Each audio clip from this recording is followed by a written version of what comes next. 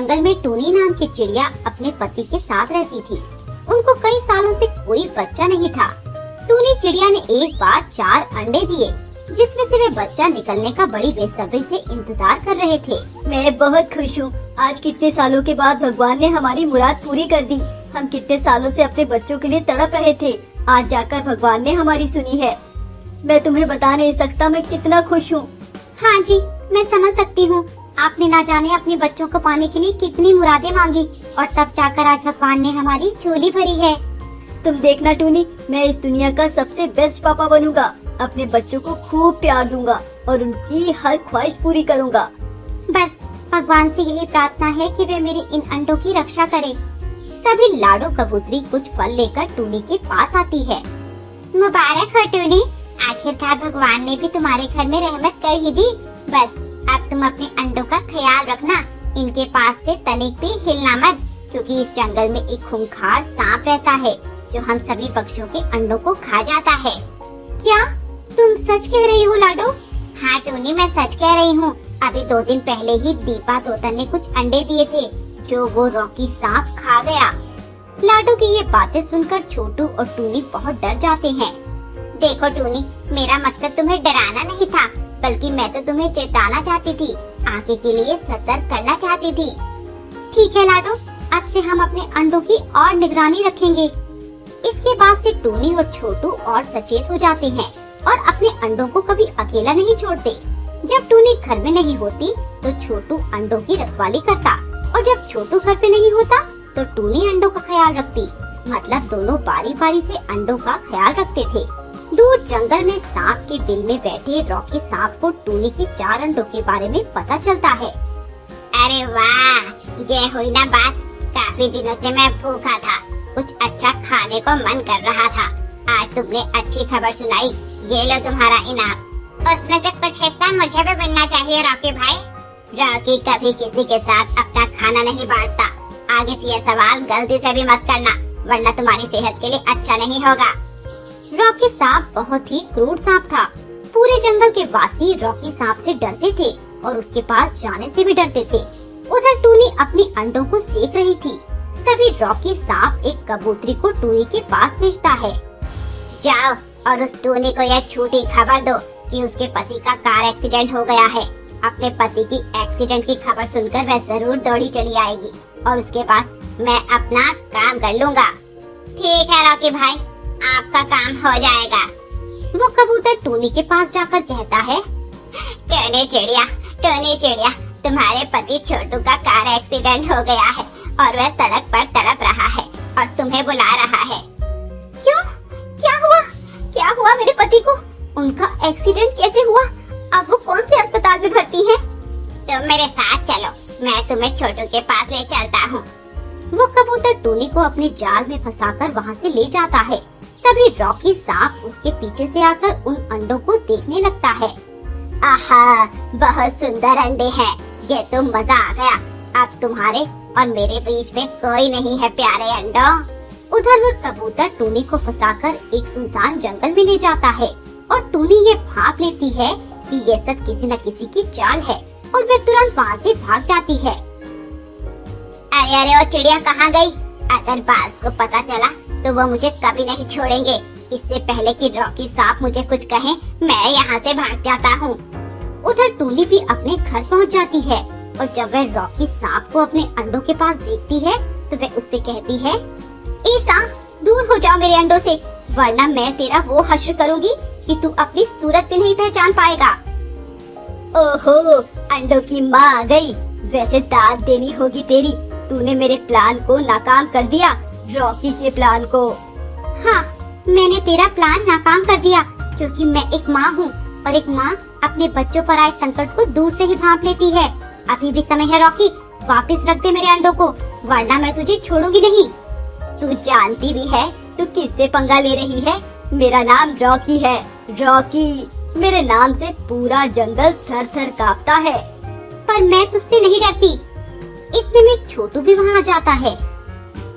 भाई छोड़ दो मेरे बच्चों को, छोड़ दो। मैं तुमसे विनती करता हूँ, एक तो बड़े सालों बाद मेरे बच्चे होने वाले हैं। कई सालों से हम अपने बच्चों के लिए तरस रहे थे। तब जाकर हमें इस बार ये अंडे हुए। अगर तुम ये अंडे खा जाओगे तो हम फिर से बिना बच्चे के रह जाएंगे। तुम भी तो एक पिता हो ना, तुम तो मेरा दुख समझते हो। छोटू की बातों का रॉकी सांप पर असर होने लगता है। तभी टूनी भी उससे प्यार से कहती है, हाँ रॉकी, कम से कम हमारी ममता की खातिर हमारे अंडों को छोड़ दो। कई सालों के बाद हमें ये खुशी मिलने वाली है, हमसे ये खुशी मत छीनो रॉकी। रॉकी बहुत क्रूर था, पर छोटू और टूनी के प्रेम और ममता ने उस जैसे क्रूर सांप के दिल में भी प्यार जगा दिया और रॉकी को अपनी गलती का एहसास हो गया। मैं पता नहीं कब इतना क्रूर हो गया, पर आज तुम दोनों ने मेरी आंखें खोल दी, मुझे अच्छाई की राह दिखाई। मैं तुम्हारा शुक्रगुजार हूँ और मैं आज से ये प्रण लेता हूँ कि मैं आगे से किसी की पक्षी अंडों को नुकसान नहीं पहुँचाऊंगा। उन नन्हे से बच्चों को इस दुनिया में आने के हक को उनसे छीनूंगा नहीं, कभी भी नहीं। अब रॉकी सांप भी सुधर जाता है और पूरा शाकाहारी बन जाता है और अपने सभी गलत कामों को बंद कर देता है। अब टूनी के अंडों में से बच्चे निकल आते हैं। वे बहुत ही सुंदर थे। उन्हें देखकर उनके माँ बाप बहुत खुश थे और रॉकी सांप भी। मैं कितना क्रूर था, जो ना जाने कितने मासूमों से उनकी जिंदगी छीन कर बैठा था। आप चिंता न करो रॉकी अंकल, मेरे गॉड आपको माफ कर देंगे। सच में बच्चे भगवान का रूप होते हैं और वे कभी गलत नहीं बोलते रॉकी भाई। इसके बाद रॉकी एक शांति प्रिय जानवर बन जाता है और जंगल के पक्षियों को नुकसान नहीं पहुंचाता।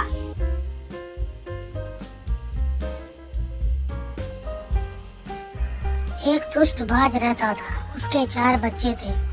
वह आए दिन किसी न किसी पक्षी के बच्चे को मारकर खा जाता था। वह अपने बच्चे को बड़े मौज से खिलाया करता था। दूसरी तरफ सारे पक्षी परेशान थे कि ये बाज का आए दिन आतंक बढ़ता ही जा रहा है। इसे किसी तरह रोकना होगा, वरना हमारी सारी जाति खत्म हो जाएगा। वह आए दिन हमारे बच्चे को उठाकर खा जाते हैं। इसको किसी न किसी तरह रोकना होगा। सारे मित्र आपस में बात कर रहे थे। तभी एक मित्र बोला कि चलो क्यों ना चलकर उस दुष्ट बाज से बात किया जाए। सारे मित्र बोले हाँ हाँ, ऐसा ही होना चाहिए, चलो चलकर बात करते हैं उस दुष्ट बाज से, उसको किसी तरह रोकते हैं। यह सारी बातें आपस में मित्र बात करके फिर वहाँ से चल पड़ा। फिर सारे मित्र अपने अपने घोंसले छोड़कर उस दुष्ट बाज की ओर बढ़ चला। कुछ देर बाद बाज के पास आ गया। क्या बात है, आज तुम सारे एक साथ मेरे घोंसले में क्या करने आए हो? क्या बात है, बताओ। हम सारे मित्र ने ये फैसला किया है कि आपसे आकर बात करें। आपको परेशान होने की ज़रूरत नहीं। हम में से एक हर दिन आपके लिए आहार लेके आया करेंगे। ठीक है, तो अगर यही चाहते हो तो यही सही, पर हर सुबह मुझे भोजन मिल जाना चाहिए, वरना वही होगा जो हर सुबह होता आया है। अगर तुम सब अपने वादे से मुकर गए तो ये तलवार तुम्हारे बच्चे की गर्दन पर लटक जाएगा और मुझे धोखा देने की कोशिश मत करना। जब अगले दिन टूनी चिड़िया अपने बच्चे को लेके गया उसके पास, तो दुष्ट बाज ने उससे माफ़ी मांगा कि मुझे माफ़ कर दो, मैं मर जाने वाली हूँ, पर मेरे बच्चे को मेरे किए हुए की सज़ा मेरे बच्चे को मत देना। ये कहकर दुष्ट बाज मर जाता है। फिर सारे मित्र आपस में बात करने लगे। बोले कि क्या तुमने भूल गया इसका माँ बाप हम पे कितने जुल्म ढाए। टूनी चिड़िया बोले नहीं, हमने नहीं, कुछ भी नहीं भूला, पर माँ बाप की गलती की सज़ा बच्चे को क्यों दें? हम में से सबका एक एक बच्चा तो ख़त्म ही हो गया है, क्यों ना हम इनके बच्चों को पालने, इसको इसकी माँ का प्यार मिल जाएगा और हमें हमारा बच्चा मिल जाएगा। यह बोलकर सारे मित्र आपस में सोचने लगे कि करना क्या है इन बच्चों का। तभी बच्चों बोला, मेरी माँ की गलती, मुझे मत दो सज़ा, मुझे अपना लो, मेरी माँ मर गई है, मैं कहाँ जाऊँगा, मुझे अपना लो और मैं माँ की तरह कोई गलती नहीं करूँगा। यह बोलकर फिर सारे पक्षी आपस में प्यार से रहने लगे।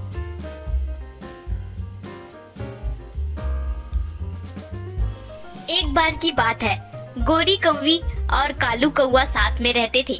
तभी गोरी कौवी कालू कौवे से कहती है, शादी को 7 साल पूरे होने को है, अभी तक मेरी गोद सुनी की सुनी है। पता नहीं कौन सा पाप किया था मैंने जो भगवान मेरी गोद ही नहीं भरा। इतनी प्रार्थना कर ली है, कब हमारी मनोकामना पूरी होगी भगवान ही जाने, पूरी होगी भी या नहीं। इतना कहकर गोरी कौवी रोने लग जाती है। तभी कालू कौवा कहता है, तुम निराश क्यों होती हो? कभी न कभी तो भगवान तक हमारी बात पहुंचेगी ही और भगवान हमारी मनोकामना को पूरी करेंगे।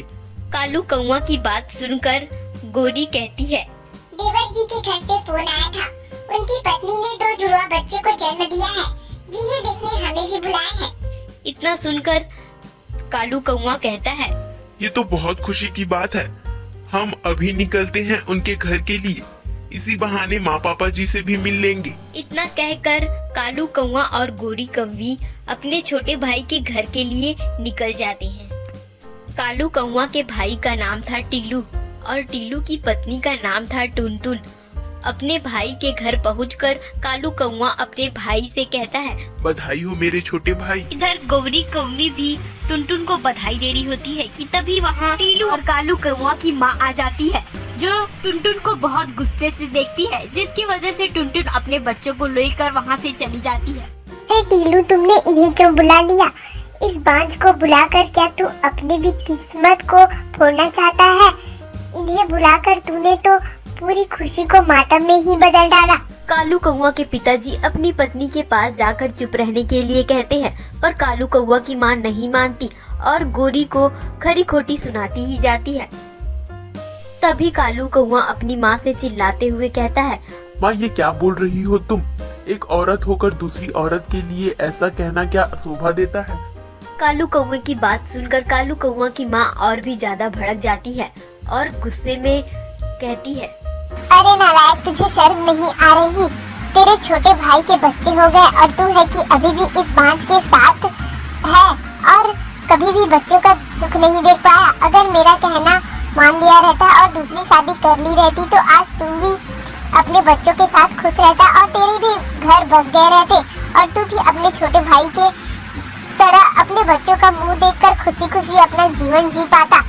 तभी टीलू गुस्से में अपनी माँ से कहता है, बस करो माँ, भैया भाभी कुछ बोल नहीं रहे, इसका मतलब यह नहीं है कि आप कुछ भी बोलेंगी। ये सब आपको कुछ नहीं बोल रहे, इसका मतलब ये है कि आपकी बहुत इज्जत करते हैं और आपको कुछ बोलना नहीं चाहते। उन्हें आपने घर से तो निकाल दिया है, हमारे दिल से नहीं। ये मेरे मेहमान हैं और मेरे मेहमान भगवान की तरह होते हैं और आपने मेरे भगवान का अपमान किया, इसलिए मैं भी अब अपनी पत्नी और बच्चों को लेकर यहाँ से जा रहा हूँ। आप रहिए अपने घमंड के साथ। टीलू को जाते देखकर टीलू के पिताजी कहते हैं, रुको बेटा टीलू, तुम्हारी माँ की घमंड की वजह से मैंने अपने पहले बेटे को तो खो ही दिया है, अब तुम्हें भी नहीं खोना चाहता, इसलिए मैं भी तुम्हारे साथ चलूंगा, तुम जहाँ भी जाओ। ये सब देखकर गोरी कौवी कहती है, हो जाइए आप सब। और आप सब ये क्या कर रहे हैं? आप लोगों को कहीं भी जाने की जरूरत नहीं है, ये लड़ाई बंद कीजिए। ये लड़ाई यहाँ हमारे आने की वजह से हुई है। हम सिर्फ टीलू के बच्चे को देखने आए थे, जो कि हमने देख लिया। अब हम यहाँ से चलते हैं। गोरी के ऐसा कहने के बाद गोरी और कालू कौवा वहाँ से उड़ने वाले होते ही हैं कि तभी उनकी माँ बीच में आ जाती है और गोरी कौवी से कहती है, मुझे माफ कर दो गोरी, तुम यहाँ से मत जाओ। ये सब मेरी वजह से हो रहा है, मेरे अहंकार की वजह से। मैं तुम दोनों को तो खो चुकी हूँ और अपने इन बच्चों और अपने पति को नहीं खोना चाहती। और तुम सब भी हमारे साथ रहो। मुझे माफ कर दो, मेरी गलती का एहसास है मुझे। हमें छोड़कर मत जाओ और हमारे साथ ही रहो। कालू कौवे की माँ की बात सुनकर गोरी कौवी कहती है, अजी आप ये क्या कर रही हैं? आप हमसे बड़ी हैं, कृपया आप मुझसे माफी मत मांगिए। आपको अपनी गलती का एहसास है, इतना हमारे लिए बहुत है। और हाँ, आपने सही कहा, अब हम सब एक साथ मिलजुल कर खुशी खुशी रहेंगे। माँ को गलती के एहसास होते देखकर सारा परिवार खुश हो जाता है और एक दूसरे के गले लग जाता है। इस तरह बिछड़ा परिवार दोबारा मिल जाता है। सारा परिवार एक साथ खुशी खुशी रहने लगता है। तभी एक दिन उनकी खुशी दुगनी हो जाती है और गोरी कौवी भी अपने 5-5 प्यारे प्यारे बच्चों को जन्म देती है।